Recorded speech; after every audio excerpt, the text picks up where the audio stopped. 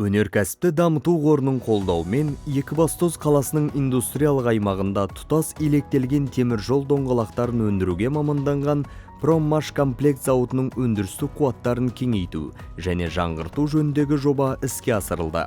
Кәсіпорынның өзінің өндірістік базасы, өнімді сақтауға арналған ашық қорғалатын алаңдары, жабық қойма қораптары бар болғанымен өзінің күзет бөлімшесі бар.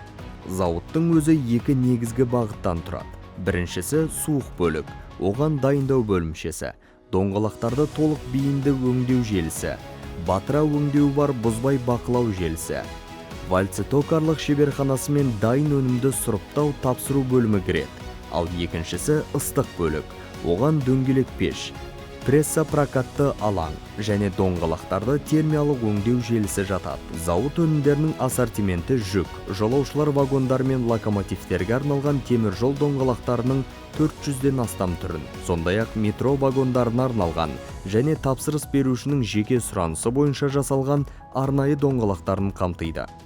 Зауытта ТМД мен Азияда теңдесі жоқ ең заманауи, жоғары дәлдіктегі өнім өндірудің автоматтандырылған технологиялық процестерін пайдаланатын әлемдік жетекші өндірушілердің жабдықтары орнатылған. Өнеркәсіпті дамыту қоры қаржыландыру бағдарламасы аясында зауыт үшін қуаттылығы жылына 100 000 доңғалақ болатын швейцариялық өндірісінің жоғары технологиялық және инновациялық жабдықтары сатып алынды. Бүгінде зауытта 800-ге жуық қызметкер жұмыс істейді. Ал өнеркәсіпті дамыту қорының қолдау есебінен зауыттың өндірістік қуаты жылына 300 000 доңғалаққа дейін ұлғайтылды. Барлық шығарылатын өнімдер халықаралық стандарттарға сәйкес келеді. Бұл тиісті сертификаттармен расталған. Зауытта темір жол доңғалақтарын өндіру процесі автоматтандырылған. Құрыш бөлігін доңғалаққа айналдырудың барлық параметрлерін өндіріс технологиясын жетілдіруге мүмкіндік беретін автоматтандыру кешенді жүйесінің арқасында онлайн режимде бақылауға болады.